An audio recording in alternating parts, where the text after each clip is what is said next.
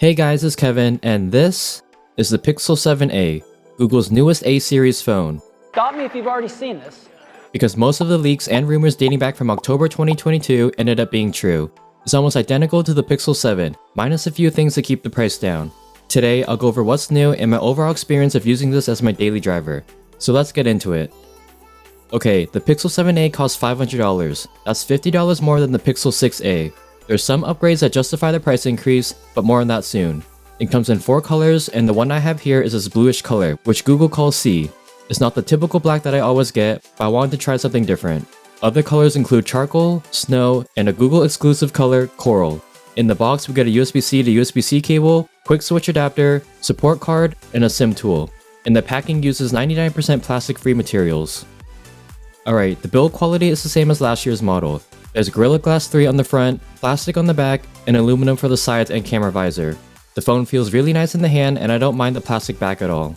It shouldn't be a deal breaker for most people if you use a case. And speaking of case, if you order the Pixel 7a from Google, you'll get a free limited edition case and Pixel Buds A series, while supplies last. I'll leave a link in the description box below. We still have the clicky metal buttons on the side, and they're slightly off-center for some reason. Same goes for the USB-C port, speaker, and mic. And the Pixel 7a is only IP67 dust and water resistant. There's a small camera bump, but since the camera visor fills the whole width of the phone, it won't rock on a table. So the front of the phone has a flat 6.1-inch 1080p OLED screen, and here's where we'll see the first new upgrade. It's a smooth display with a refresh rate up to 90Hz.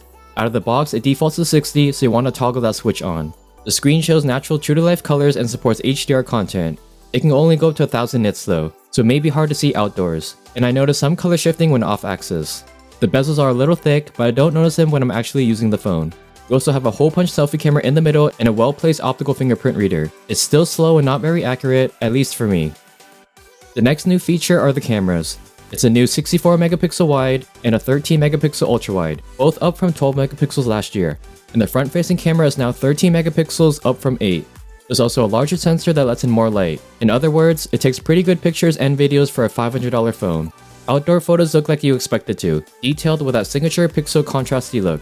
And in moderate to low lighting, the photos still look good. The room didn't have that much light, but the camera still brightened up the photo. Night sight was off too. There's no telephoto camera, but there is an ultra wide. The edges are a little distorted though, but nothing a little crop can't fix. On the video side of things, the Pixel 7a records up to 4K 60fps. The quality and stabilization are pretty good too. 2 things to note is that you can't take full 64 megapixel photos, it bins down to 16, and there's no macro mode. Most people won't care about these since the Pixel 7a is great for everyday shots. The Pixel 7a is powered by the same Google Tensor G2 found in the Pixel 7 and 7 Pro, so you're getting a flagship processor in a mid-range phone. Combine that with the new 90Hz display and you have yourself a pretty snappy phone. The Exynos 1380 and the Galaxy A54 I reviewed last month struggled a little bit with intensive activities, but the Tensor G2 handled them perfectly. You can run multiple apps and picture-in-picture, and games like Pokemon Unite run at 60fps. There's only 128GB of storage and 8GB of RAM, along with a 4385mAh battery.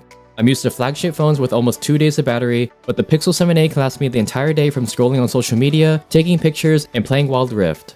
When the battery gets low, there's fast charging up to 18 watts and wireless charging up to 7.5 watts. Not the fastest speeds, but good enough for overnight charging. 2 things worth mentioning are the haptics and speakers. They're both fine, but the haptics feel a little weak and the speakers don't sound as loud. The software experience is a joy to use. I've been using One UI for so long that I forgot what it was like to use stock Android. You can find the Material You design here, like themed icons that match your wallpaper. The Tensor G2 chip allows some pretty cool AI features as well, like speech to text. It's really fast and accurate, plus it automatically adds punctuation for you. There's also call screens, so if you don't like talking on the phone, you can have Google Assistant answer the call and transcribe the conversation. In the Photos app, there are AI tools. Some are available on other Android phones, and they can enhance your photos. Magic Eraser, Unblur, Portrait Unblur, and Color Focus. The Pixel 7a will only support 3 years of software updates and 5 for security updates. So if I had to choose between the Pixel 7a or the Galaxy A54, I'd pick the 7a. Yeah, the A54 has a glass back, a 120Hz display, a bigger battery, and costs $50 less, but having stock Android along with Tensor G2 and AI features is worth it. But if you can find the Pixel 7 on sale, that would be the better buy. It will have a better screen, design, and cameras. What do you think about the Pixel 7a? Let me know in the comments down below. Thanks for watching, and if you haven't already, please like, subscribe, and hit the bell so you'll be notified when I post new videos. And I'll catch you guys in the next one. Bye!